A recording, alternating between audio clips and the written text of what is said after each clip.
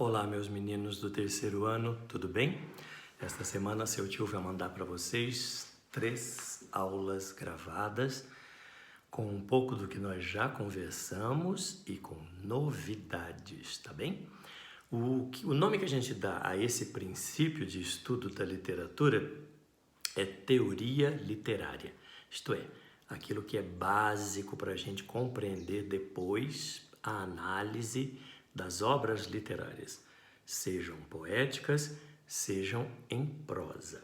Eu gosto que vocês tenham esse princípio bem guardadinho. Eu pedi lá no primeiro ano para que vocês não se esquecessem. Difícil, né, gente? Muita coisa. E nesse meio tempo, o ano passado todo de pandemia, esse ano também continuando, mais grave ainda, né, meus pequenos? Mas a gente fica firme, estuda e vê futuro. É o que eu sempre digo. A história só anda para frente. A nossa vida só vai para frente. Não tem como voltar, não tem como refazer o mundo, compreende? A gente vai daqui para frente. Se nós temos hoje essa alternativa desse tipo de aula, por enquanto, vamos aproveitá-lo ao máximo. Então, essas aulas que seu tio grava para vocês, espero que vocês aproveitem ao máximo.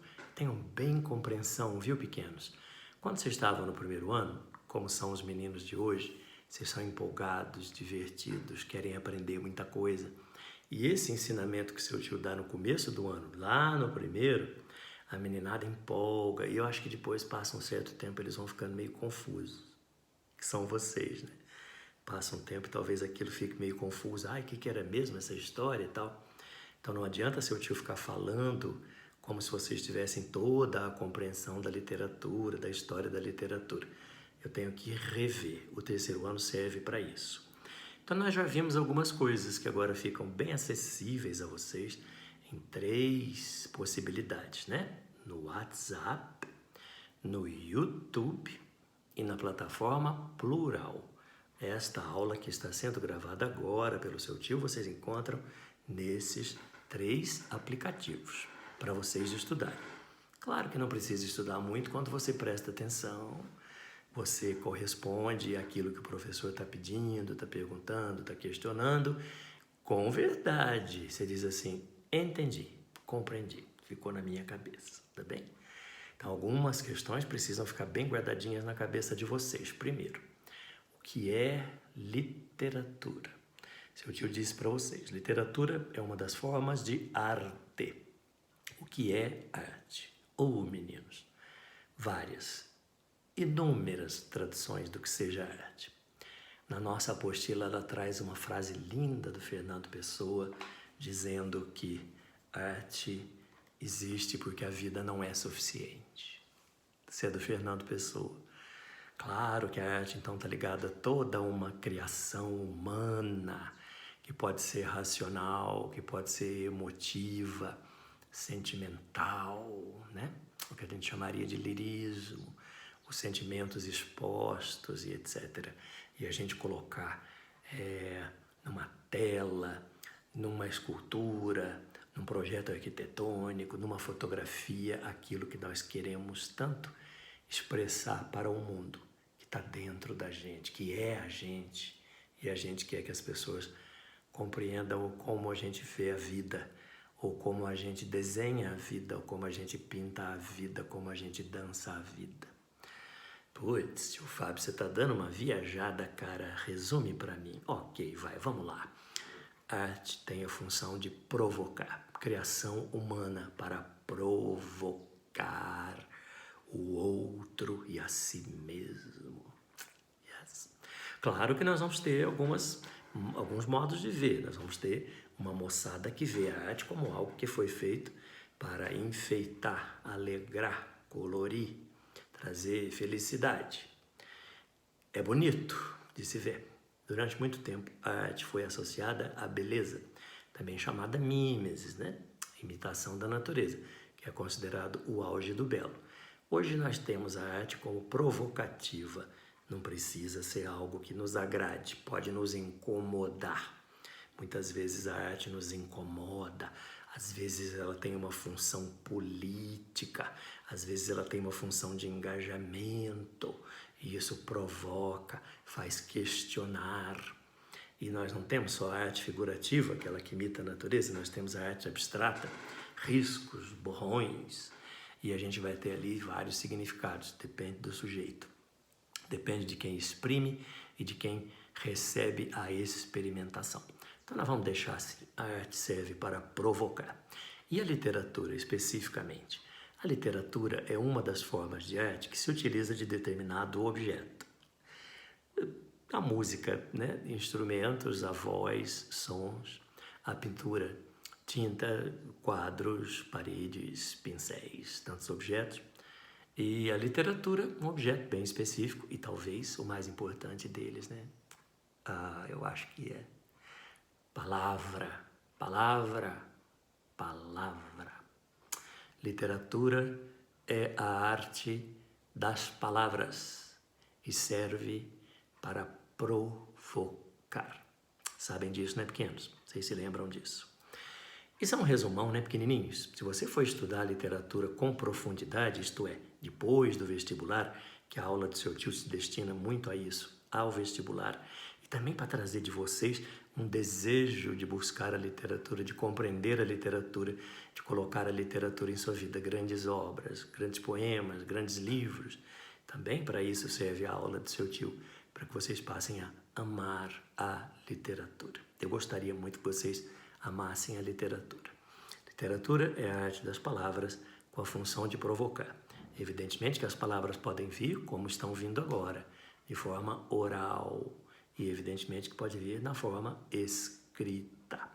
Então você pode chamar sim literatura um sujeito declamando um poema. Você pode chamar sim literatura um sujeito narrando uma história, que nem seu tio faz para vocês, né? Que narra os livros todos de uma forma muito própria do seu tio, porque quem conta um conto aumenta um ponto, não é assim?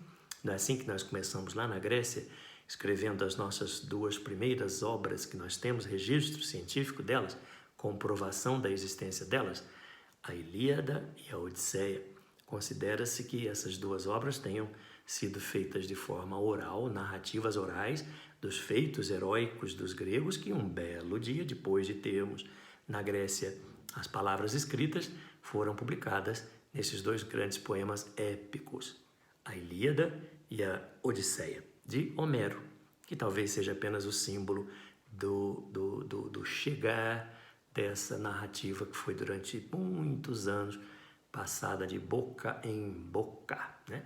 Mas escrito e comprovado, nós temos como primeira literatura do mundo ocidental a Ilíada e a Odisseia, que são dois poemas épicos.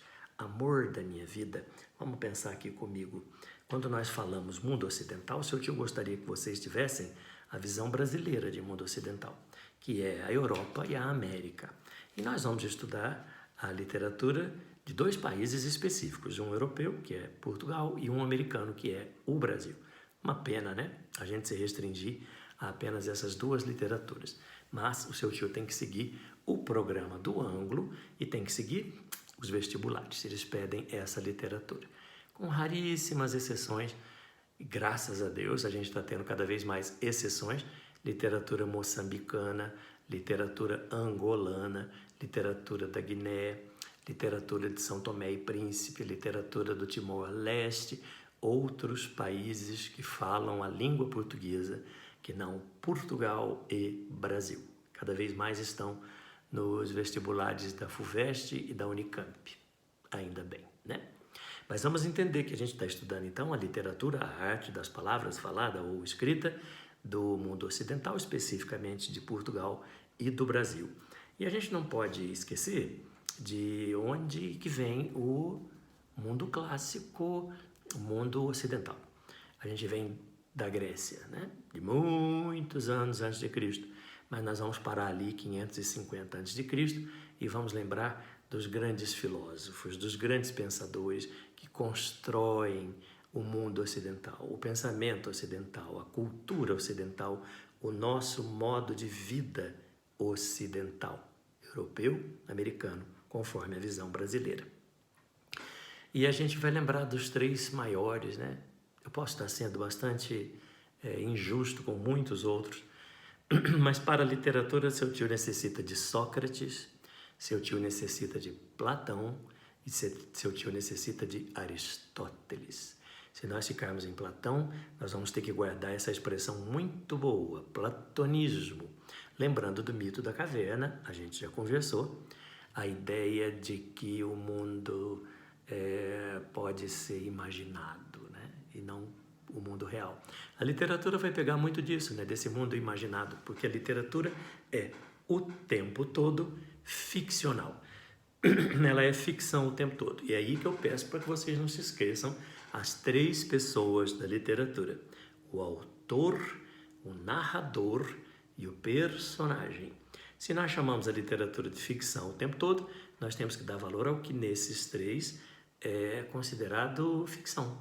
O narrador é fictício, o personagem é fictício. É aí que a gente estuda para o vestibular. O autor não, tio Fábio, a gente estuda também, né? Te dá uma analisada nos autores, mas sempre lembrando que nós devemos conhecer a obra do autor, o nome do autor, as características do autor, mas que a obra supera em muito os autores.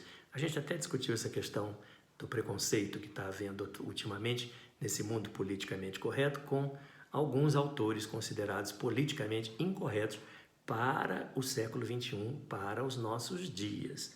Demos um exemplo do Monteiro Lobato, que escreveu sua obra na década de 20, 30, 40, e que hoje é considerado um racista, eugenista, machista, e muita gente está com raiva da obra dele, por conta dele. Então a gente tem que ter muito cuidado de separar o autor, que não diz respeito ao nosso vestibular, do narrador e do personagem, que diz respeito ao nosso vestibular de literatura. Porque na redação, bonitos, nós vamos trabalhar esse tema. Você acredita nisso? Será que vale a pena hoje você modificar uma obra considerada politicamente incorreta e publicá-la corrigindo os errinhos que hoje nós consideramos? Vou trazer isso na próxima redação para a gente debater. Mas, por enquanto, a gente conversa já na nossa próxima aula, tá bom? Até já!